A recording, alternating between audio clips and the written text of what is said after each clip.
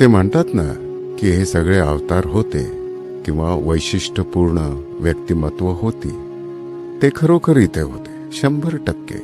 ते अलौकिक मानव होते, सामान्य मानवापेक्षा अतिशय शक्तिवान. सामान्य मानव जे करू शकत नाहीत ते हे करू शकत होते.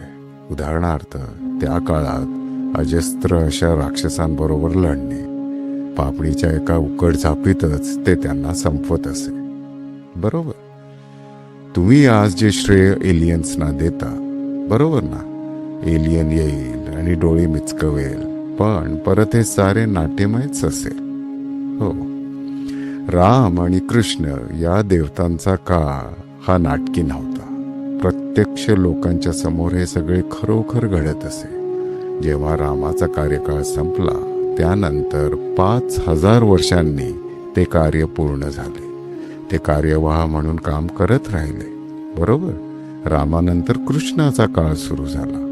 पुढचा अवतार येईपर्यंत त्यांचे हे युग असेच चालू राहील.